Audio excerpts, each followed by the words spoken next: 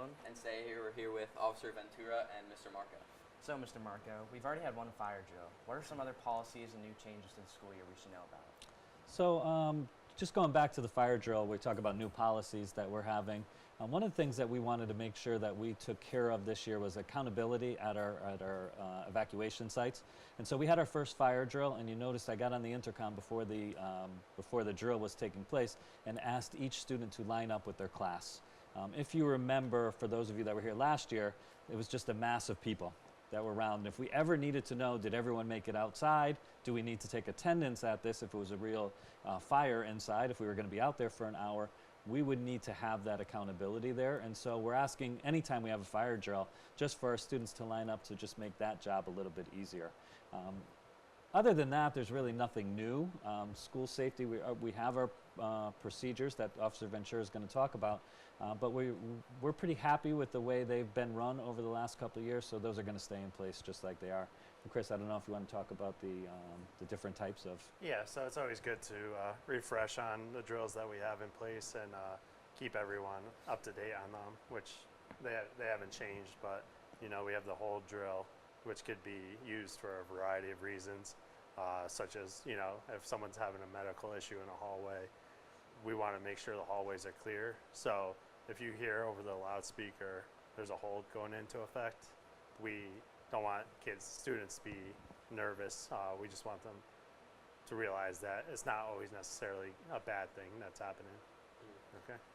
And for the Wilton Deli, we noticed that some people may be going to the deli that they aren't supposed to. We know that seniors have senior privilege. So do you mind talking about the policy with the deli and other Uber Eats? Absolutely. So we'll start with the deli, and the deli is not a place that you're supposed to go to unless you have privilege. Seniors will get that privilege within the next couple of days. I know they're working on that, and then they can attend there.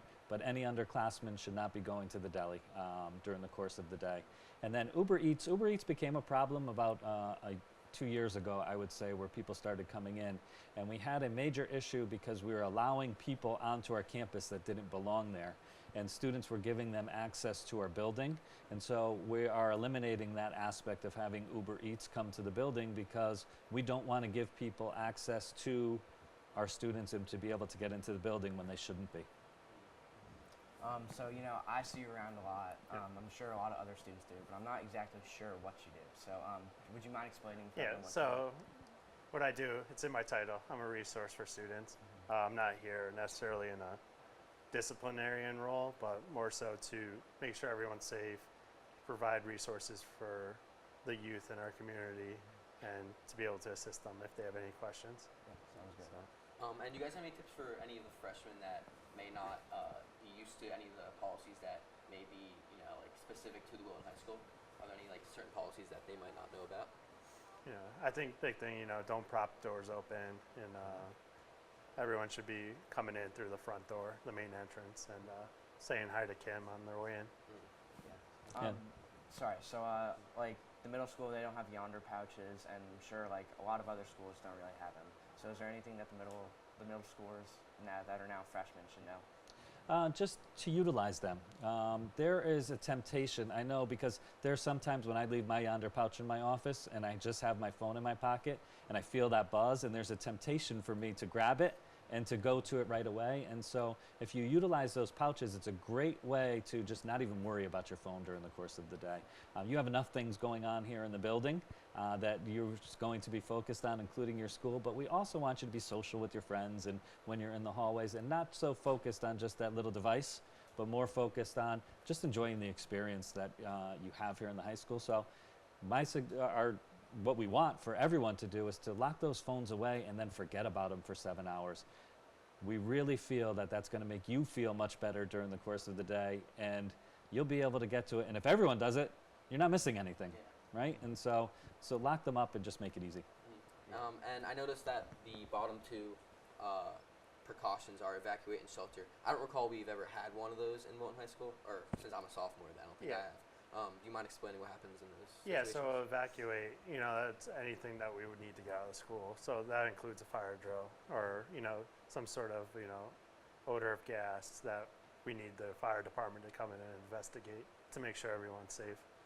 And then shelter, that's more for like like when there's a storm, like some sort of hurricane or like a blizzard in the winter that was unexpected, we want everyone to stay inside the school and shelter in place. Yeah, we actually almost called 2 shelters over the last 2 years. We didn't call either one, but one of them was when we had an earthquake, which was so unexpected.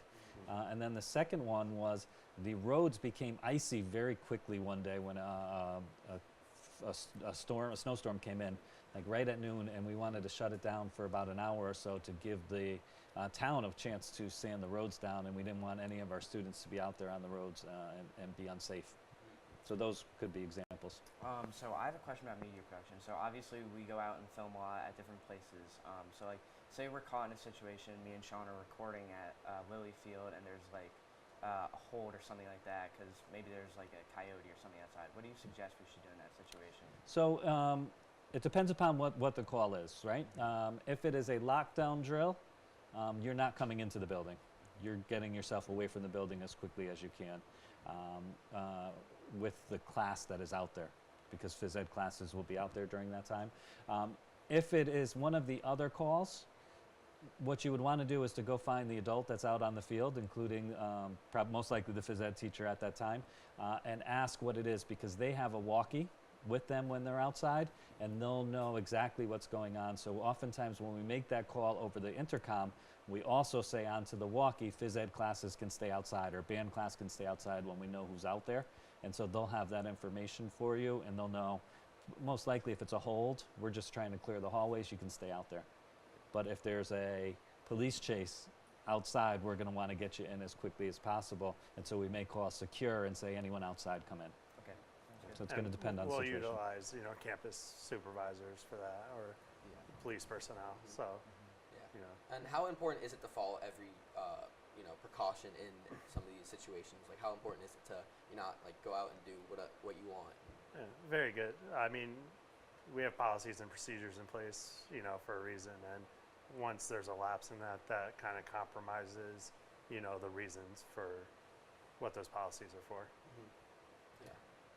So I know that a lot of kids, kind of connecting back to the Uber Eats and deli, a lot of kids leave with their cars to go to other like food places, like Chipotle opened up last year.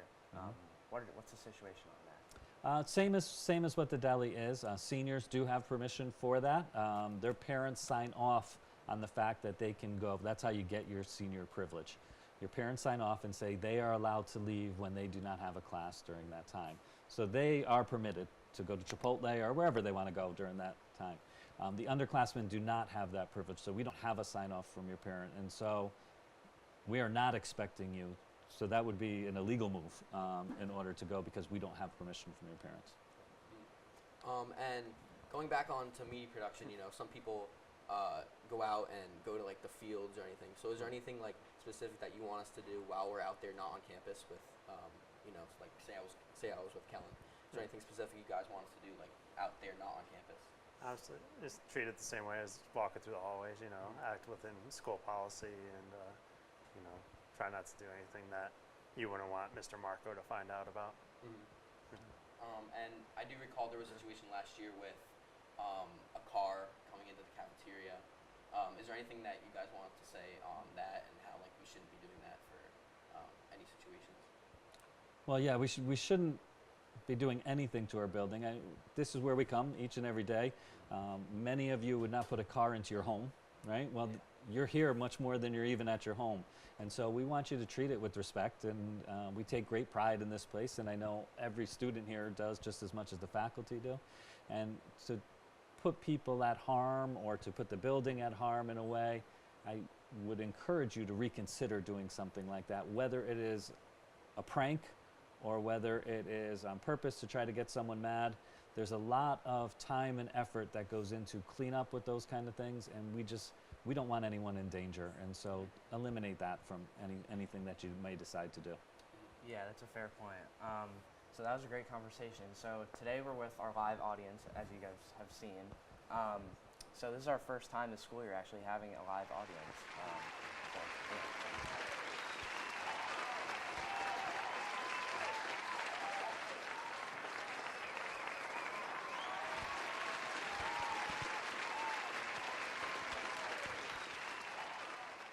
that wraps up our first episode of Wilton Town Talks with Officer Ventura and Mr. Marko. Thank you guys so much for coming, and Thank you we'll for see you guys in having the us. next one. Yeah. Yeah, thank you for having us, guys.